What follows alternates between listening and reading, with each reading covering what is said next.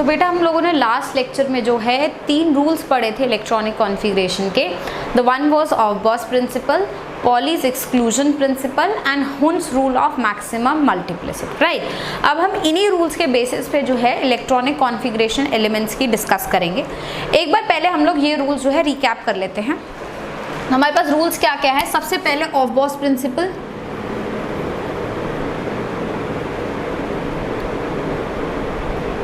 Of-boss principal ये कहता है हमें कि हमारे पास जो इलेक्ट्रॉन्स हैं they are always filled in increasing orbital, मतलब in the orbitals with increasing energy. मतलब आप पहले लोअर ऑर्बिटल जिसकी लोअर एनर्जी है उसको भरोगे, फिर उससे हाई एनर्जी के ऑर्बिटल को भरोगे, फिर उससे हाई एनर्जी के ऑर्बिटल को जो है फिलअप करोगे.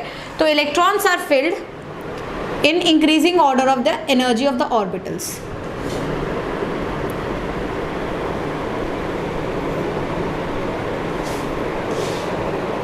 ऑर्बिटल्स, और ऑर्बिटल्स के लिए मैं पहले डिस्कस कर चुकी हूँ. ऑर्बिटल्स के लिए 2 केसेस हैं एनर्जी ऑफ ऑर्बिटल्स के लिए.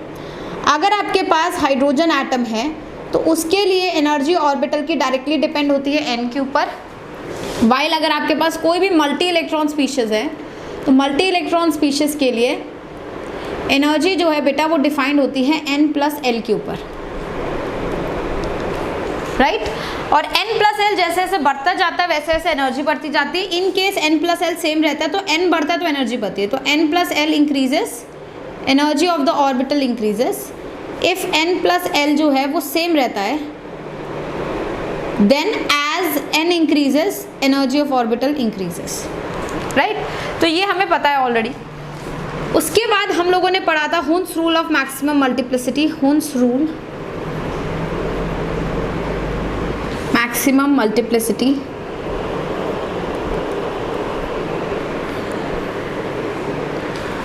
Now this Hund's rule of maximum multiplicity basically states that कि अगर आप इलेक्ट्रॉन्स को फिलअप कर रहे हैं तो सबसे पहले जो है आप एक सिंगली इलेक्ट्रॉन्स को फिल भरेंगे, उसके बाद आप उनको पेयरिंग कराएंगे.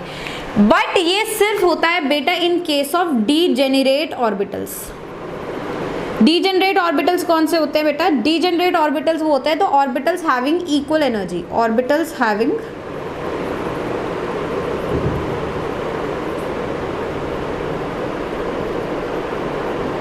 ऐसे ऑर्बिटल्स जिनकी एनर्जी सेम होती है उनको डीजेनरेट ऑर्बिटल्स बोलते हैं. फॉर एग्जांपल अगर मैं पी सबशेल की बात करूंगी तो पी सबशेल में आप देखेंगे 3 ऑर्बिटल होते हैं, px, py and pz. Right,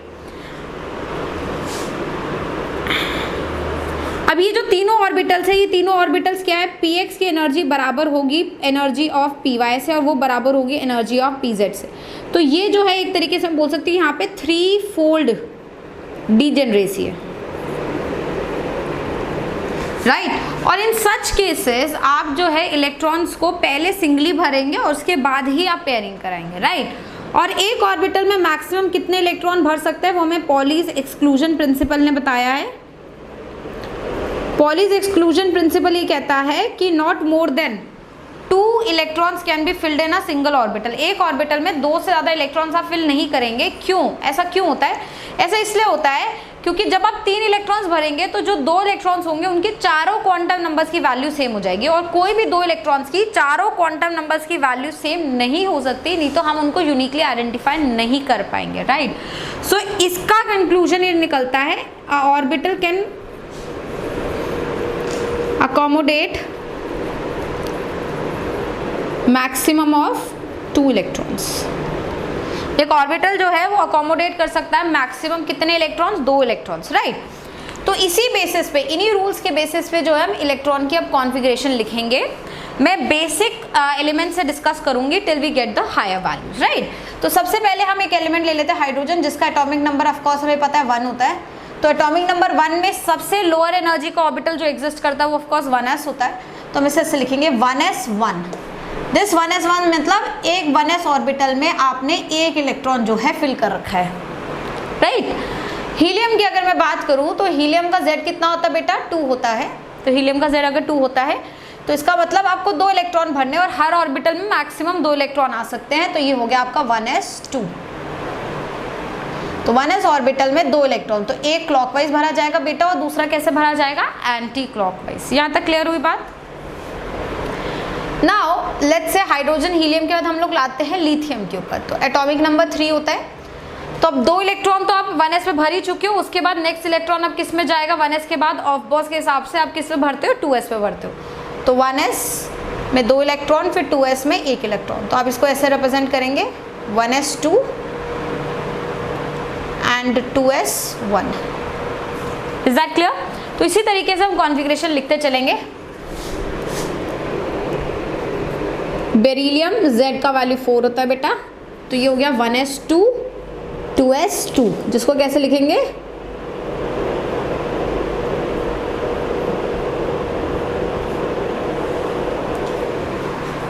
right.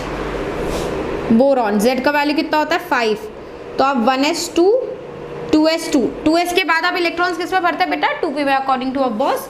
तो 2p में कितने इलेक्ट्रॉन्स आएंगे, 1 इलेक्ट्रॉन आएगा।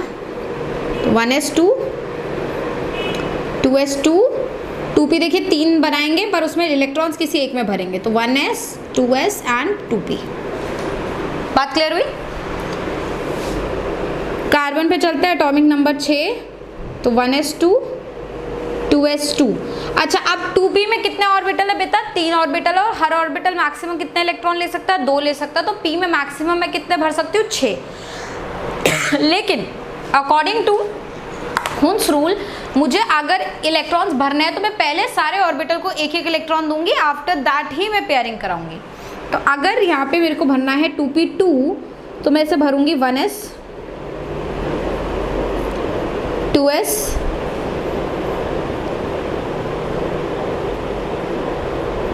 2p, this is sorry 2p2, this is 2p2, right। Similarly carbon के बाद आते हैं नाइट्रोजन पे, एटॉमिक नंबर 7, तो 1s2 2s2 2p3 हो गया। तो 1s2 2s2 एंड 2p3, कैसे भरेंगे 2p3, 1 2 3, right. So that is how we'll keep on following the rules to fill up the electronic configuration. अब आगे चलते हैं और कुछ और एलिमेंट्स की इलेक्ट्रॉनिक कॉन्फ़िगरेशन जो है देखते हैं। चलिए कुछ और कॉन्फ़िगरेशंस देखते हैं। लेट्स से आफ्टर नाइट्रोजन हम लोग पहुंच गए हैं ऑक्सीजन पे, Z का वैल्यू 8 होता है बेटा, तो 1s2 2s2 2p4 हो जाएगा। p में हम मैक्सिमम 6 भर सकते हैं, तो जब तक 6 नहीं हो जाएंगे will going to fill up the p orbital itself, right.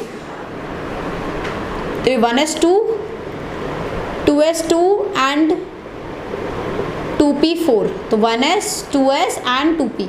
देखिए पहले आपने इंडिविजुअली 3 इलेक्ट्रॉन भरे और फिर चौथा आपने जो है पेयर कराया है, ठीक है। फिर नाइट्रोजन के बाद ऑक्सीजन के बाद नाइट्रोजन, फिर क्या आता है फ्लोरीन पे, Z का वैल्यू 9, तो 1s2 2s2 2p5, तो 1s2 2s2 और 2p5 कैसे होगा बेटा, 1 2 3 4 एंड देन 5, राइट। और फाइनली जब हम लोग जो नियॉन पे आएंगे जिसका Z10 होता है, we will be able to fill up all the 6 electrons in the p subshell and we will get this configuration, right। यहाँ तक बात सबको क्लियर हो रही है, राइट। अब चलिए आप एक कोई रैंडम ले लेते हैं क्योंकि अभी तो हम सीक्वेंस पे चल रहे हैं। लेट्स से एक रैंडम कॉन्फ़िगरेशन मैंने आपको बोल दी कि आप भैया फॉस्फोरस की इलेक्ट्रॉनिक कॉन्फ़िगरेशन लिखें। तो फॉस्फोरस का Z कितना होता है, एटॉमिक नंबर कितना होता है बेटा, इसका 15 होता है, तो 15 भरते हैं। तो सबसे पहले ऑपोजिट के हिसाब से 1s2 2s2 2p6। देखिए जब आप 2p6 कर देंगे आपने 10 इलेक्ट्रॉन्स तो भर दिए। अब आगे और कितने भरने हैं, 5 और भरने हैं। तो 3s2, 2p के बाद 3s आता है, 3s2, तो हमारे पास हो गए 12, फिर 3p, ठीक है, क्योंकि हो गए 12 और 3 और भर देंगे तो 3p3 हो जाएगा। अब इस केस में ये हो गया मेरा 3p3, राइट। तो दिस इज 3p, 3s को मैं ऐसे लिखूंगी और 2p6 तो पूरा है, 1 2 3 4 5 6, then we will have 2s and then will have 1s। Is that clear? चलिए एक इंपॉर्टेंट बात पढ़ते हैं। लेट्स से मुझे इलेक्ट्रॉनिक कॉन्फ़िगरेशन लिखनी है बेटा स्कैंडियम की, जिसका एटॉमिक नंबर होता है 21, ठीक है। Let's write the configuration. अच्छा एक चीज और बेटा, जैसे मैं 21 पर आई, वैसे जब तक आप लोगों को प्रैक्टिस नहीं हो रही, आप लोग हमेशा एक काम करें, प्रेफरेबल कि आप लोग क्या करें, ये जो ऑफबो का चार्ट हम लोगों ने सीखा था 3S 3P 3D 4S 4P 4D 4F 5S 5P 5D 5F 6S 6P 6D 6F 7S 7P 7D 7F, right. इसको अपनी तरह अपने एक किसी जगह रफ पेज में जो है बना के रख लें, ताकि आपको इजी पड़े कॉन्फ़िगरेशन लिखना। अगर बहुत बड़ी कॉन्फ़िगरेशन कभी लिखने को आती है, लेट्स से मैं बोल देती हूँ 100, एटॉमिक नंबर 100 भरो, तो आप नहीं हर बार n+l चेक कर सकते हैं ना, तो you will do it this way, that would be a better option, right. Atomic number 21 पर आते हैं। 21 देखिए 1s2 2s2 2p6 3s2 3p6, यहाँ तक तो सब सेम है। लेकिन जैसे आप यहाँ पहुंचे 12 13 14 15 16 17 18 18 इलेक्ट्रॉन्स आप जो है फिल कर चुके हैं। और 18 वैसे आपको पता है आर्गन का भी नंबर होता है, argon is the noble gas, है ना, तो आप इसे चाहे तो आर्गन 18 भी यहाँ पे रिप्रेजेंट कर सकते हैं, ठीक। ये आपका फिक्स हो गया। अब आगे आपके पास क्या है, 18 के बाद आपको और कितने भरने हैं, आपको 3 और भरने हैं। तो 3p के बाद इलेक्ट्रॉन अब किस में आएगा ये देखना है। 3p के बाद इलेक्ट्रॉन 4s में आता है, और 4s के बाद इलेक्ट्रॉन किस में जाता है बेटा, 3d में जाता है। तो 3p के बाद इलेक्ट्रॉन आएगा 4s में, जिससे मैं बोलूंगी 4s1 सॉरी 4s2। तो 18 19 20 हो गए, अब 21 भरना है तो 3d1, यही कॉन्फ़िगरेशन रहेगा बेटा, जिसको एट टाइम्स आप ऐसे भी रिप्रेजेंट कर सकते हैं। आपने से आर्गन लिख दिया 4s2 3d1, right, you can write it this way. But dear students, this way of representation is totally wrong, ये गलत है, इसको आप ऐसे रिप्रेजेंट नहीं कर सकते। अब इसमें क्या गलती है, इसमें गलती ये है बेटा कि आप इलेक्ट्रॉन्स फिल तो एकदम सही ऑर्डर में कर रहे हो, पहले 1s फिर 2s फिर 2p 3s 3p फिर 4s, you are filling it in the right manner, but you are not writing it properly. Y?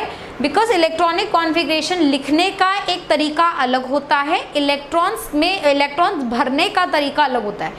ये जो तरीका है इलेक्ट्रॉन्स भरने का है, और बॉल्स के हिसाब से जो तरीका वो इलेक्ट्रॉन्स भरने का है। रिप्रेजेंटेशन का तरीका हमें ये कहता है कि you always have to represent, you always have to represent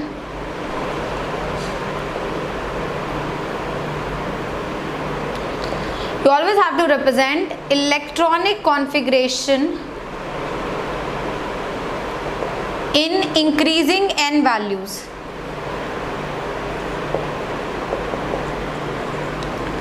आपको कॉन्फ़िगरेशन ऑफ इलेक्ट्रॉन जो है इंक्रीजिंग n में रिप्रेजेंट करना होता है। n की वैल्यूज जैसे जैसे बढ़ती जाएंगी उसी फॉर्म में रिप्रेजेंट करना है। जैसे कि आप यहाँ पे रिप्रेजेंट कर रहे हो, पहले स्मॉलर n फिर higher n, smaller n small higher और फिर और हायर, मतलब पहले 1n1 फिर n2 फिर n3 फिर n4 फिर n5 ऐसे रिप्रेजेंट करना है। बट यहाँ आपने कैसे रिप्रेजेंट करा, ये 1 ये 2 ये 3 फिर 4 और फिर 3, n की बात करी, ये गलत है। तो रिप्रेजेंटेशन का तरीका क्या है जरा देखेंगे। The scandium Z equals to 21, you will be filling it exactly this way, but you will be representing it as 1s2 2s2 2p6 3s2 3p6 3d1 and 4s2। आप रिप्रेजेंट ऐसे करेंगे। इसमें ये बात बिल्कुल सही है कि इलेक्ट्रॉन 4s में पहले गए 3d में बाद में गए, लेकिन लिखा 3d पहले ही जाएगा 4s से। ये गलती आपको कहीं नहीं करनी, this is very important, right. और साथ में ये आर्गन है तो आप इसको ऐसे जरूर रिप्रेजेंट कर सकते हो, argon 18 3d1 4s2। This is the way you have to represent. तो ये छोटी सी चीज़ें जो रिप्रेजेंटेशन और फिलिंग में है, इसका आपको खास ध्यान रखना है इलेक्ट्रॉनिक कॉन्फ़िगरेशन। बात क्लियर हुई? चलिए और आगे बढ़ते हैं और कुछ और कॉन्फ़िगरेशंस लिखने की प्रैक्टिस करते हैं। तो जैसे अभी हमने स्कैंडियम लिखा, हम आगे चलते हैं।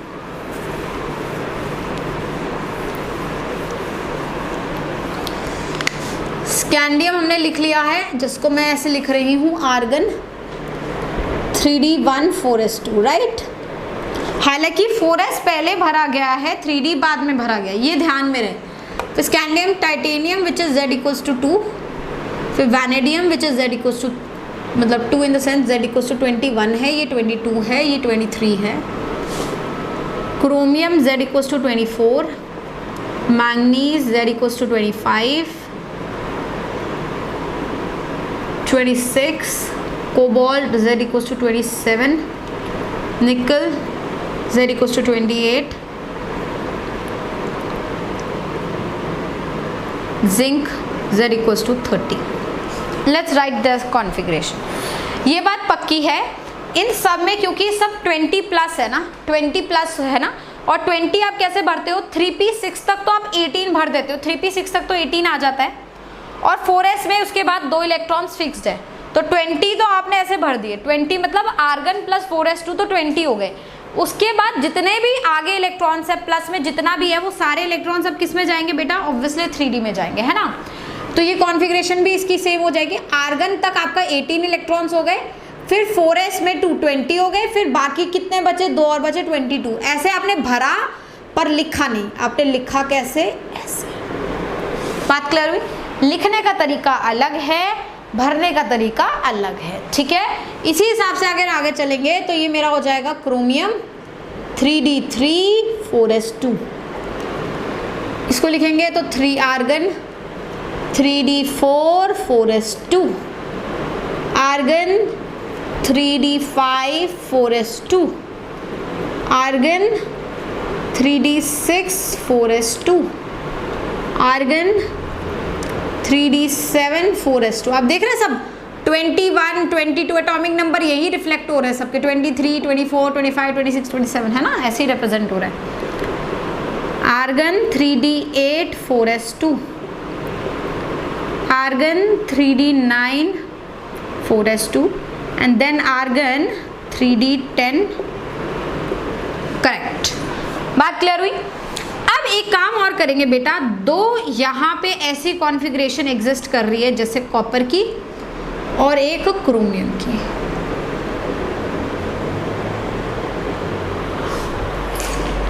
राइट, इनके साथ थोड़ा सा ध्यान देने की एक चीज़ है यहाँ पे, और वो ये है, ध्यान से सुनेंगे मेरी बात। एक रूल एप्लीकेबल है, इसकी कॉन्फ़िगरेशन ये नहीं होती, इसकी कॉन्फ़िगरेशन ये नहीं होती, इंस्टेड इसकी रियल कॉन्फ़िगरेशन होती है 3d5 4s1 और इसकी रियल कॉन्फ़िगरेशन होती है 3d10 4s1। मतलब क्रोमियम जो कि होना चाहिए था 3d4 4s2 वो एक्चुअली होता है 3d5 4s1, और कॉपर जो होना चाहिए था 3d9 4s2 वो एक्चुअली होता है 3d10 4s1। अब ऐसा क्यों हुआ और ये इन्हीं के साथ क्यों हुआ, बाकियों के साथ क्यों नहीं हुआ, है ना। ऑब्वियसली इससे सारे क्वेश्चंस आ रहे होंगे बेटा, केमिस्ट्री इतनी सीधी चीज़ नहीं है, वो इतनी सीधी खीर नहीं है, टेढ़ी है। जहाँ तुम्हें लगे कि चीज़ आसान हो रही है ना, थोड़ा सा सोचने की ज़रूरत पड़ती है, केमिस्ट्री थोड़ी सी ट्रिकी है ना। चलिए आप समझाते हैं ऐसा क्यों है। यह रूल है कि half filled orbitals and fully filled orbitals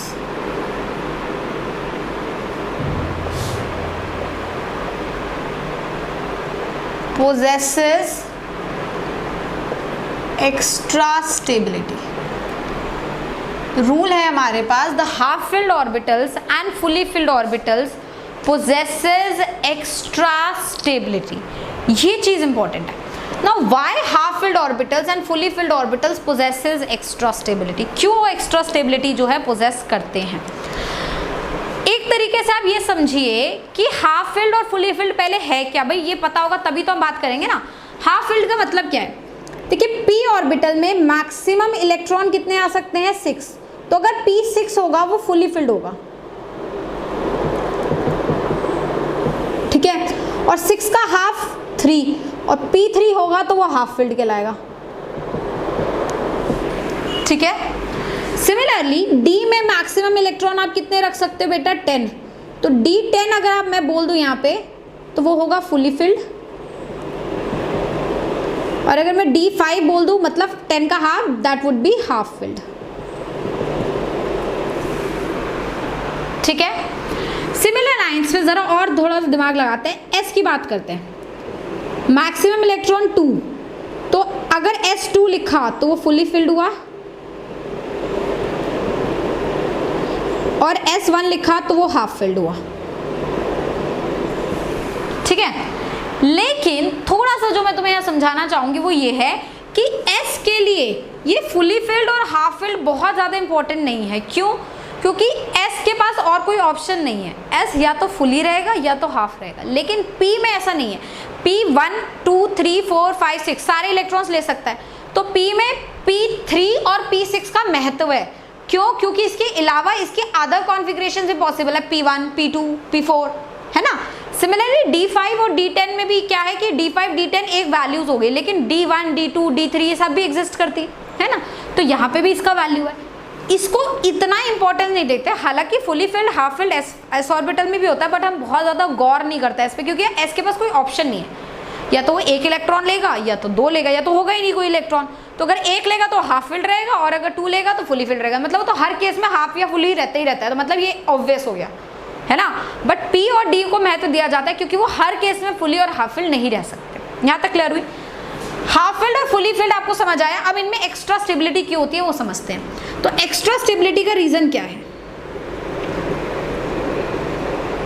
is due to, दो कारण है एक्स्ट्रा स्टेबिलिटी के। एक कि आपकी कॉन्फ़िगरेशन सिमेट्रिकल होती है, सिमेट्रिकल कॉन्फ़िगरेशन होती है। क्यों सिमेट्रिकल हुई? देखो, आपको हुंस रूल पता है ना कि आप सिंगली फिल करोगे, तो अगर आप P3 करोगे, देखो कितना सिमेट्रिकल नहीं दिखता P3, सबके अंदर एक एक electron, all symmetry is there. P6 देखो कितना सिमेट्री दिखता है, all will have 2 electrons. Similarly D5 देखो कितना सिमेट्रिकल दिखता है। सिमिलरली D10 देखो कितना सिमेट्रिकल दिखेगा।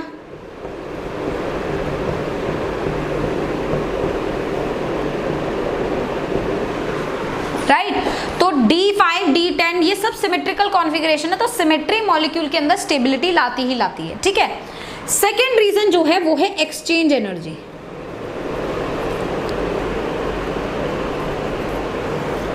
अब मैं समझाती हूं आपको एक्सचेंज एनर्जी क्या है और फिर बात करते हैं, ठीक है।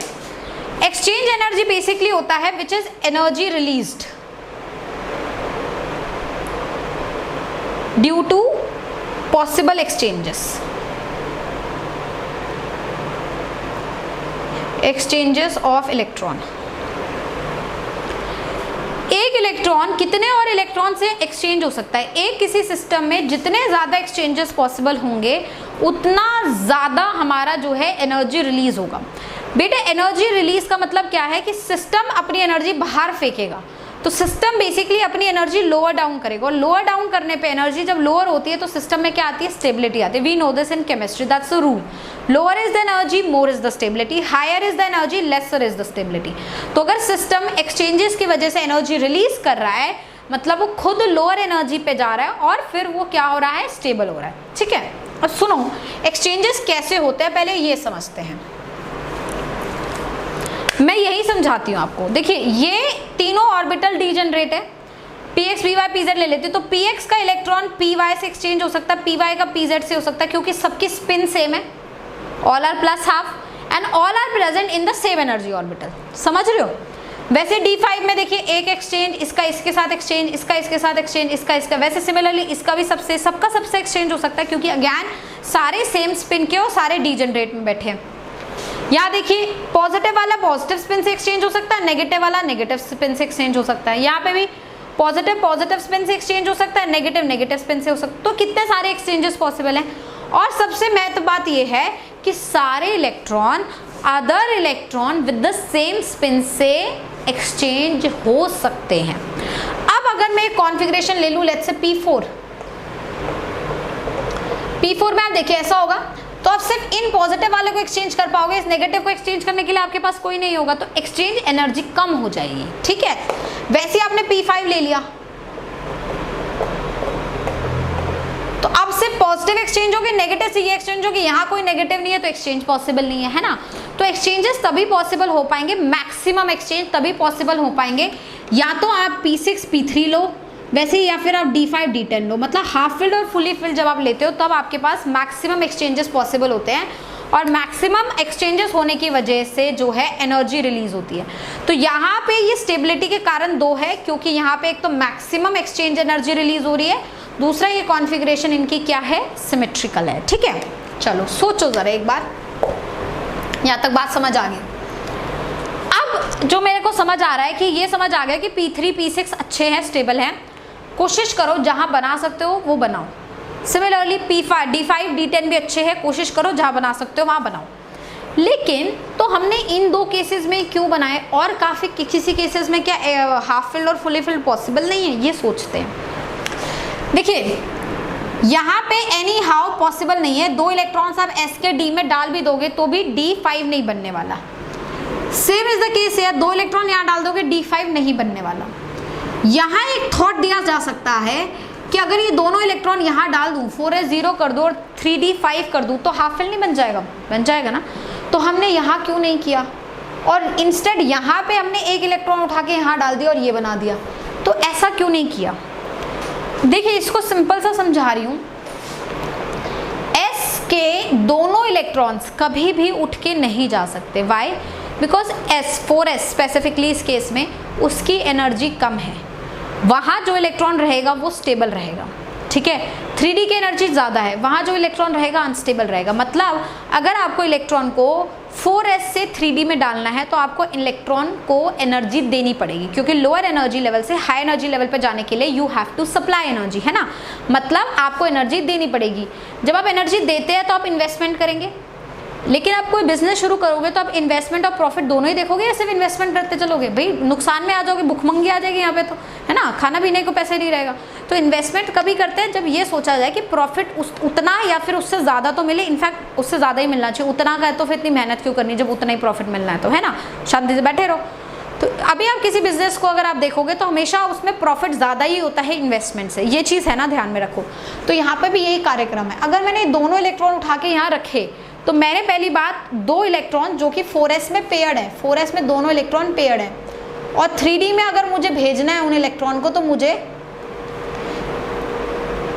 2 को अगर मुझे यहाँ भेजना है तो मुझे इन दोनों को पहले तो जुदा करना पड़ेगा, सेपरेट करना पड़ेगा। मतलब इनकी पेयरिंग एनर्जी देनी पड़ेगी ताकि ये सेपरेट आउट हो जाए। एक तो वहाँ इन्वेस्टमेंट होगी, फिर लोअर एनर्जी लेवल से जब वो हाई एनर्जी लेवल पे जाएंगे फिर वहाँ इन्वेस्टमेंट होगी। तो मैंने 2 बार इन्वेस्टमेंट करी है, तो मैं ये देखूंगी मेरा प्रॉफिट कितना है। प्रॉफिट मेरे को मिलता है एक्सचेंज एनर्जी, मतलब energy which is release that you get is your profit, and energy that you spend is your investment. तो आपको एनर्जी देनी पड़ी, वो आपका इन्वेस्टमेंट हुआ ताकि इलेक्ट्रॉन 4s से 3d में आ जाए अनपेयर होके। बट 2 इलेक्ट्रॉन्स में आपने डबल इन्वेस्टमेंट करी, पेयरिंग एनर्जी भी दी और आपने दोनों इलेक्ट्रॉन्स को एनर्जी दी ताकि वो हाई एनर्जी पे जंप कर सके। उतनी एनर्जी जो आपने इन्वेस्ट करी है वो कभी भी मैक्सिमम एनर्जी जो एक्सचेंज से मिलती है उससे कॉम्पनसेट नहीं हो पाती। इसलिए कभी भी मैं 2 इलेक्ट्रॉन्स को एक साथ ट्रांसफ़र नहीं करती। मैक्स टू मैक्स मैं 1 इलेक्ट्रॉन को कर सकती हूँ, जैसे कि मैंने यहाँ किया। इससे फ़ायदा ये है कि 4s को नुकसान नहीं हुआ। क्यों? क्योंकि 4s में भी इलेक्ट्रॉन रहा और 4s भी हाफ फिल्ड है, समझे। अगर आप ये दोनों इलेक्ट्रॉन भेज दे तो 4s 0 हो जाता, 4s के पास कोई इलेक्ट्रॉन ही नहीं बचता। और ऐसे कैसा पॉसिबल है कि लोअर एनर्जी लेवल पे कोई इलेक्ट्रॉन नहीं है, है ना। तो ये जो कॉन्फ़िगरेशंस है दोनों, ये दोनों ऑफ कोर्स वो प्रिंसिपल को वॉयलेट कर रही हैं। ऑफ कोर्स 4s को बिना पूरा भरे हमारा इलेक्ट्रॉन 3d में चला गया है, they are violating of boss principle. But why are they violating? They are violating because the investment that you are doing in violation of Aubert principle is being compensated by the energy which is released due to half filled and full filled stability।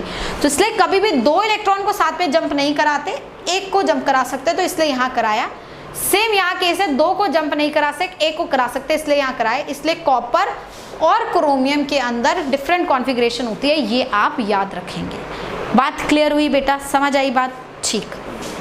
अब जो दिमाग में सवाल आएगा वो आएगा कि क्या सिर्फ कॉपर क्रोमियम में या और भी कोई है जिसमें ऑबॉ प्रिंसिपल वॉयलेट होता है? कॉपर और क्रोमियम के ग्रुप में, पूरे पीरियोडिक टेबल में इनके ग्रुप में जितने भी एलिमेंट्स हैं उनके अंदर ये ऑबॉ प्रिंसिपल वॉयलेट हो सकता है। मैं समझाती हूँ थोड़ा कैसे। अगर क्रोमियम की बात करें, उसके ग्रुप में आते हैं मॉलिबिडिनम और tungsten. This is molybdenum, this is tungsten. Similarly copper के ग्रुप में आते हैं सिल्वर एंड गोल्ड। इन सब में भी ऑफबॉस प्रिंसिपल वॉयलेट होता है। लेकिन अब थोड़ा सा और मैं आपको क्लैरिटी दूं। आप जब एटॉमिक नंबर्स देखते हैं, जैसे सिल्वर का एटॉमिक नंबर तो बेटा आपको पता ही है, काफी ज्यादा होता है। जैसे कॉपर इज 29, तो 29 में आप 18 या 20 ऐड करेंगे तो जाके आपको जो है सिल्वर का एटॉमिक नंबर मिलेगा। तो अब ये वाले जो सिल्वर गोल्ड है ये सारे के सारे जो हैं हैवी एलिमेंट्स होते हैं, और हैवी एलिमेंट्स में क्या होता है ये मैं आपको थोड़ा, और इसकी कॉन्फ़िगरेशन मैंने लिख दी आर्गन 3d10 4s1, ठीक है। अब मैं आती हूँ सिल्वर पे। सिल्वर का एटॉमिक नंबर 47 के आसपास होता है। जब आप इसकी कॉन्फ़िगरेशन लिखते हैं तो लास्ट में आप नोटिस करते हैं वो 4d10 और 5s1 बनता है। मतलब अगर आप इस हिसाब से चलो 1s 2s 2p 3s 3p 3d 4s 4p 4d 4f 5s 5p 5d 5f 6s 6p 6d 6f, let's say इतना ही मैंने लिखा। तो आप जब इस तरीके से चलते हैं तो आप कैसे भरेंगे इलेक्ट्रॉन्स बेटा? ऐसे 2 इलेक्ट्रॉन इधर 2 इधर, फिर p में 6, फिर s में 2, फिर p में 6, फिर s में 2, फिर d में 10, फिर 6, फिर 2, like this you will going to fill up this way, है ना, and then you will going to fill up here. तो अभी कितने हो गए यहाँ पे देख लेते हैं, 2 और 2 4, 5 6 7 8 9 10, 10 ये हो गए, ये हो गए। तो आपके पास 2 और 2 4 2 6 2 8 9 10 इलेक्ट्रॉन, 2 और ये आ गया आपके पास 6 6 12 6 18 और 10 ये, ठीक है। अभी आप कितने भर चुके हैं देख लो आप, 8 38, राइट। बात क्लियर हुई आपके पास? आपको भरना है कितने हैं? 47 भरने मतलब 9 और की कमी है। तो अब 4s 5s के बाद 9 इलेक्ट्रॉन्स किस में जाएंगे बेटा? 4d में जाएंगे, है ना। तो इस हिसाब से अगर मैं देखूं तो आगे सब मैं भर देती हूँ, लास्ट की बात करती हूँ। तो लास्ट में मेरे पास क्या आया? 5s2 मैंने पहले भरा, 4d9 बाद में भरा, लिखूंगी मैं 4d9 को पहले 5s2 को बाद में, है ना। और अगर यहाँ पे क्योंकि ये कॉपर की फैमिली का है, यहाँ पे ऑफ-बॉस प्रिंसिपल वायलेट हो रहा है तो 4d10 5s1 हो जाना चाहिए, ठीक है। सिमिलरली जैसे आप गोल्ड पे जाएंगे आप देखेंगे और आगे जाओगे तो ये 5d10 6s1 टाइप बन जाता है, ठीक है। मतलब आगे आप जब इलेक्ट्रॉन्स ऐड करते हो तो आप कुछ हायर एनर्जी लेवल्स पे पहुंच जाते हो। Now what I am trying to explain from this, I was trying to explain कि जैसे आप एक ग्रुप में नीचे की तरफ जाते रहते हैं, एलिमेंट्स आपके हैवी हो जाते हैं। हैवी एलिमेंट्स में इलेक्ट्रॉन्स बहुत ज़्यादा प्रेजेंट होते हैं and therefore electrons get away from the nucleus, है ना भाई। ये इलेक्ट्रॉन अगर आप देखो, इसकी बात करो, यहाँ पे अगर आप नोटिस करोगे तो जो लास्ट इलेक्ट्रॉन है वो 4th ऑर्बिट में है, यहाँ वो 5th ऑर्बिट में चला गया, यहाँ वो 6th ऑर्बिट में चला गया, और हैवी एलिमेंट्स में 7th ऑर्बिट 8th ऑर्बिट ऐसे चला जाता है। तो ऐसा देखा जाता है कि जब मैं किसी हैवी एलिमेंट की तरफ जाती हूँ, हायर एटॉमिक नंबर के एलिमेंट्स की तरफ जाती हूँ, वहाँ पे जो मेरा आउटर मोस्ट इलेक्ट्रॉन है वो न्यूक्लियस से काफ़ी दूर चला जाता है, और वहाँ पे एनर्जी लेवल्स, ये जो एनर्जी लेवल्स हैं इनके बीच का जो एनर्जी डिफरेंस है वो बहुत ही कम हो जाता है। And at times electron itself get confuse कि वो इधर जंप कर रहा है इधर जंप कर रहा है। क्यों? क्योंकि हैवी एलिमेंट्स में these higher energy levels get closer. तो मैं यहाँ लिखवा देती हूँ कि energy level gets closer and closer, closer and closer as we move away from nucleus. हम न्यूक्लियस से जैसे जाते रहते हैं दूर, इलेक्ट्रॉन्स एनर्जी लेवल्स क्लोज होते रहते हैं, और उस क्लोज होने की वजह से कभी कभी इलेक्ट्रॉन का जंप इधर से इधर बहुत आसानी से होता है। और इस कारणवश देखा जाए तो इन हैवी एलिमेंट्स में भी मोलिब्डेनम, टंगस्टन, सिल्वर, गोल्ड में exception to the Aufbau rule आना चाहिए, लेकिन कई किताबें ऐसे हैं जो ये एक्सेप्शंस नहीं देती है। इनफैक्ट बहुत वियर्ड कॉन्फ़िगरेशंस होती है। कहीं आप ये नोटिस करोगे ये कई जगह ऐसे करेंगे कि 4s2 ही रखेंगे, ऐसे 5d9 कर देंगे। कई जगह आप ये भी नोटिस करोगे कि कहीं पे 2 इलेक्ट्रॉन s के उठा के d में रख दिए। तो ये वियर्ड कॉन्फ़िगरेशंस एग्जिस्ट कर सकती है हैवी एलिमेंट्स के लिए। तो कभी आप कोई किताब पढ़ें आप कंफ्यूज हो सकते हैं, क्योंकि हर किताब में डिफरेंट कॉन्फ़िगरेशन है, because itself electron does not know कि उसे कौन से ऑर्बिटल में बैठना है, क्योंकि सारे ऑर्बिटल्स एक दूसरे के साथ चिपके पड़े एनर्जी में, बहुत ज़्यादा डिफरेंस नहीं है। तो जैसे जैसे आप नीचे जाते रहते हो ना एनर्जी में, हायर ऑर्बिटल्स की तरफ जाते हो, न्यूक्लियस का अट्रैक्शन इलेक्ट्रॉन पे कम होने लगता है, ऑर्बिटल्स की एनर्जी क्लोज आने लगती है, राइट। तो हालांकि आपसे कभी क्वेश्चन पूछा नहीं जाएगा डायरेक्टली कि इन सब के लिए ऑफ-बॉस प्रिंसिपल वैलिड है नहीं है, राइट। क्यों? क्योंकि वो हैवी एलिमेंट्स में एक तरीके से हर जगह ही वॉयलेट होते हैं, नॉट जस्ट यहाँ पे, हर जगह वॉयलेट हो सकता है, कोई बड़ी बात नहीं है। तो बस आपकी कोर्स में इसका मतलब सीधी सी बात है, दो ही एक्सेप्शंस है, copper and chromium, that's what you have to remember, right. एक चीज और मैं आपको समझा दूं, इन केस अगर आपको यहाँ से कुछ डाउट हो रहा है तो बोहर का मॉडल आपको याद है, अब हम बोलते हैं the energy difference gets lesser and lesser as you move away, that is exactly true here, that is why we give importance to Bohr model. हम बोहर मॉडल को इंपॉर्टेंस इसी कारण से देते हैं क्योंकि बोहर मॉडल में ये चीज़ एक्सप्लेन की गई है कि आप न्यूक्लियस से दूर जाते हैं, ऑर्बिटल्स की एनर्जी सेम हो जाती है और एक ऐसा टाइम आता है जब सारे ऑर्बिटल्स ऑलमोस्ट सिमिलर एनर्जी के आपको दिखते हैं। बात क्लियर हुई बेटा? तो इस तरीके से हम जो है बात समझ सकते हैं। यहाँ तक बात क्लियर हुई? तो आई होप अब आपको इलेक्ट्रॉनिक कॉन्फ़िगरेशन लिखना आता होता। Just for your practice you can write electronic configuration for some elements like atomic number, कुछ random atomic number मैं आपको दे देती हूँ। एटॉमिक नंबर की इलेक्ट्रॉनिक कॉन्फ़िगरेशन एक बार आप लिख कर देखें ताकि आप लोगों को जो है कंफर्टेबल हो पाए कि इलेक्ट्रॉनिक कॉन्फ़िगरेशन कैसे लिखी जा रही है, ठीक है। अच्छा, एक चीज़ और, आप लोगों ने एक लास्ट क्लास में लोअर क्लासेस पढ़ा होगा वैलेंस शेल कॉन्फ़िगरेशन। तो ये वैलेंस शेल कॉन्फ़िगरेशंस यहाँ पे भी वैलिड होती है। वैलेंस शेल मतलब हायर लेवल है ना, जो हाईएस्ट लेवल होता है। जैसे इस केस में आप देखेंगे वैलेंस शेल कॉन्फ़िगरेशन 5s1 है क्योंकि वैलेंस शेल कौन सा होगा? वैलेंस शेल होगा जो सबसे आउटर वाला शेल। क्लियर हुई बात? ठीक। अब यहाँ जो सबसे इंपॉर्टेंट खेल हमें नजर आता है बेटा वो है कि लेट्स से मैंने आपको बोल दिया right the configuration of ions.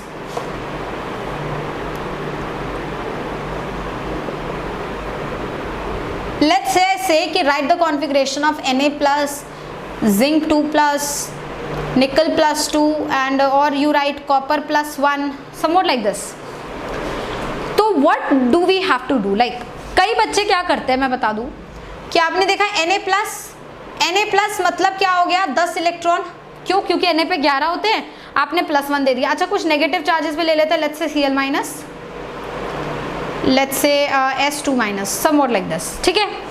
तो बच्चे कहते हैं कि भाई 10 इलेक्ट्रॉन हुए, हाँ बिल्कुल 10 हुए, 10 ही भरने हैं आपको। तो कई बच्चे क्या करते हैं 10 इलेक्ट्रॉन भर देते हैं 1s2, 2s2, 2p6 और बोलते हैं मैम कॉन्फ़िगरेशन ये हो गई, ठीक है। बट ये कॉन्फ़िगरेशन सही है या गलत है मैं उसकी बात नहीं कर रही। हो सकता है आपका आंसर सही निकले पर ये तरीका गलत है। You don't have to do it this way, this is exactly wrong way. ऐसा नहीं करते। हो सकता है आपका आंसर सही आ रहा हो इस तरीके से पर ये तरीका गलत है। क्यों?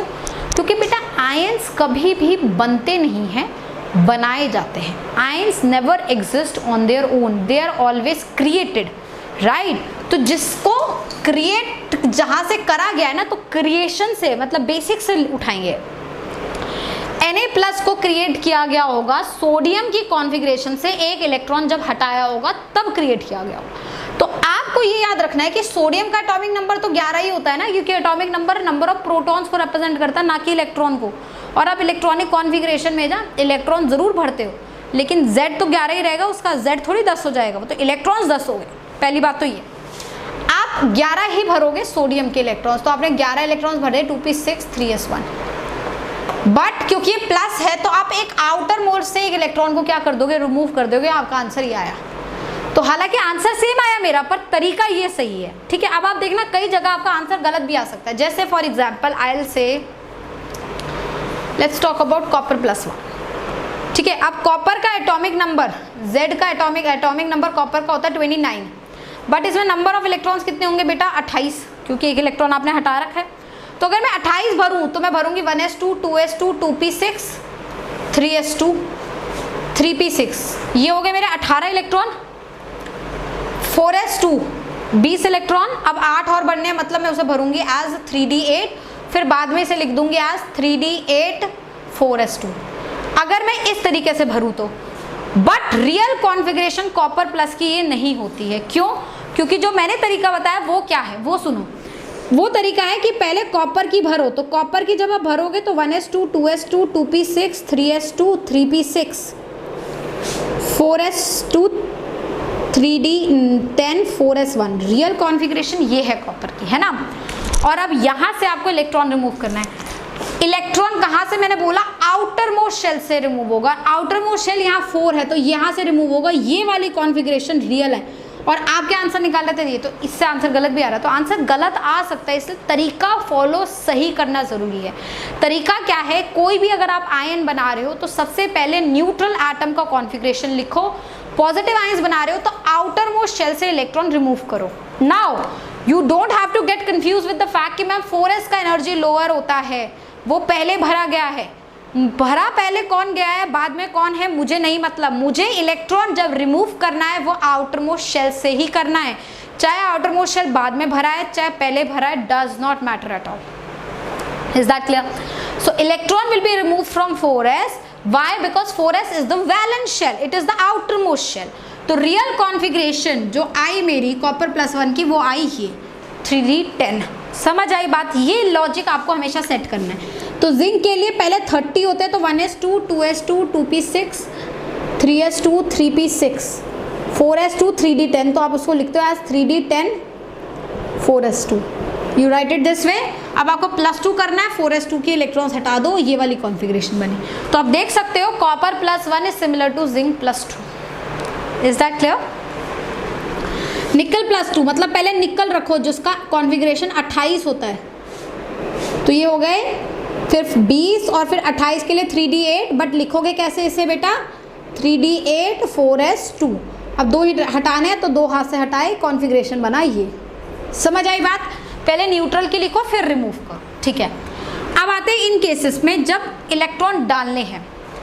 इलेक्ट्रॉन डालने में कोई दिक्कत नहीं है क्योंकि इलेक्ट्रॉन फिल करने हैं, मतलब Aufbau principle would be valid, right. Cl- की अगर मैं बात करूं तो Cl का कॉन्फ़िगरेशन जो होता है, सबसे पहले तो आप वही लिखिए। तो Cl का कॉन्फ़िगरेशन हमारा होता है 1s2 2s2 2p6 3s2 3p5। देखिए 6 7 8 9 10 11 12 और 17, ठीक। बट ये Cl का है, पर मुझे एक इलेक्ट्रॉन और भरना है बिकॉज इसके अंदर नंबर ऑफ इलेक्ट्रॉन्स कितने हैं, नॉट 17 18 हो गए। तो अब मैं इलेक्ट्रॉन किस में भरूंगी, ऑफ के हिसाब से 3p, उसके बाद ही 4s में जाऊंगी तो 3p को भर दूंगी तो 3p6 होगा, ठीक। तो यहाँ पे आप ऑफ के हिसाब से भरते जाएंगे, बट यहाँ पे आप हमेशा वैलेंस से रिमूव करेंगे। तो पॉजिटिव आयन में वैलेंस से रिमूव करो और नेगेटिव आयन में ऑफ की तरह भरते चलो, ठीक है।